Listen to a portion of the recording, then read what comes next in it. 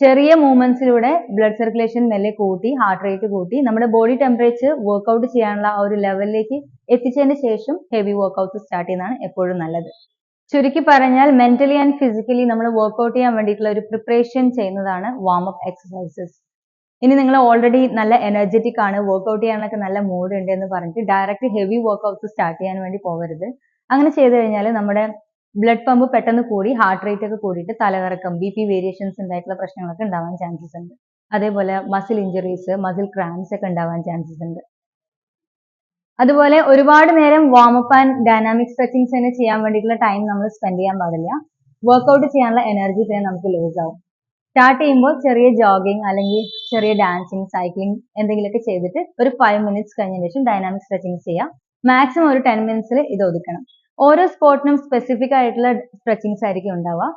ഇന്ന് ഞാൻ ഇൻട്രൊഡ്യൂസ് ചെയ്യുന്നത് സാധാരണ ഒരു 1 hour വർക്ക്ഔട്ട് ചെയ്യുന്ന ഒരാൾക്ക് ചെയ്യാൻ പറ്റിയ ബേസിക് ആയിട്ടുള്ള വാമപ്പ് സ്ട്രെച്ചിങ്സ് ആണ്.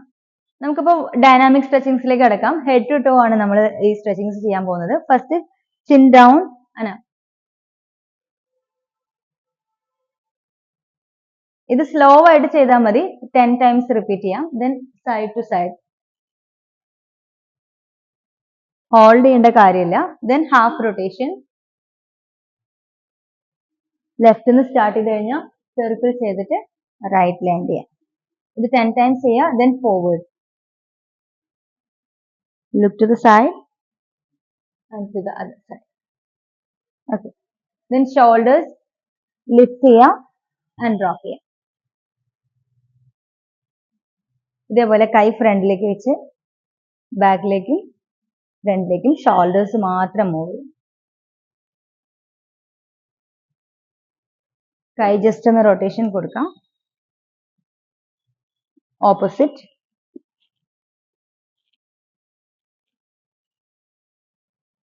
ഇനി കൈ രണ്ടും മുകളിലേക്ക് ലിഫ്റ്റ് ചെയ്യാം. അതിന്റെ കൂടെ ഹീൽസ് റൈസ് ചെയ്യാം. 10 times ചെയ്യാം. Side to side. ഇത് ചെയ്യുമ്പോൾ ചെസ്റ്റ് ഓപ്പൺ ചെയ്തുകൊണ്ട് ചെയ്യാം. ക്രോസ് ആയിട്ട് ചെയ്യാം. ഇതെല്ലാം ഒരു 10 times റിപ്പീറ്റേഷൻസ് ചെയ്താൽ മതി. Then hips rotation, opposite, knee light ആയിട്ട് ബെൻഡ് ചെയ്യുക. കൈ കൊണ്ട് ഇങ്ങനെ സപ്പോർട്ട് ചെയ്തിട്ട് സ്ട്രെയിറ്റ് ആക്കുക. Then ankles 10 times ചെയ്യാം. both sides.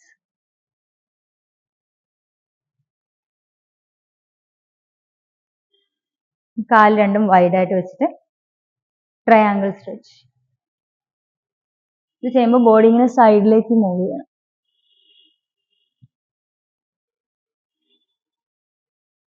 വാം ചെയ്യുന്ന സമയത്ത് ഒരുപാട് സ്ട്രെയിൻ ചെയ്യേണ്ട കാര്യമില്ല. നമുക്ക് പറ്റുന്ന ആ ഒരു ഫ്ലെക്സിബിലിറ്റിയിൽ മൂവ് ചെയ്താൽ മതി. ഒരുപാട് സ്ട്രെയിൻ ചെയ്യാതെ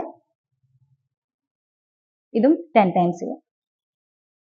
നെക്സ്റ്റ് വൺ ഇതേപോലെ കാല് വൈഡാക്കി വെച്ചിട്ട് forward, backward, sides and bend back. Forward, backward, sides and bend back. ഇത് ഒരു 10 times ചെയ്യാം. ദെൻ കാലിങ്ങനെ ജസ്റ്റ് ഒന്ന് ഹഗ് ചെയ്യുക. നീ ടു ദ ചെസ്റ്റ്. ഇതേപോലെ ബാക്ക്വേർഡ് ചെയ്യാം.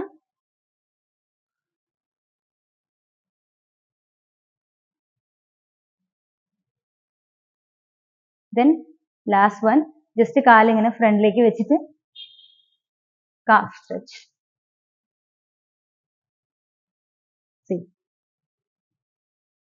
ഈ കാഫ് സ്ട്രെച്ച് ആവാൻ വേണ്ടിയിട്ടാണ്. ഒരുപാട് ടൈം ഹോൾഡ് ചെയ്യേണ്ട. ജസ്റ്റ് ഒന്ന് സ്ട്രെച്ച് ആയിട്ട് തിരിച്ച് കാല് കൊണ്ടുവരാം.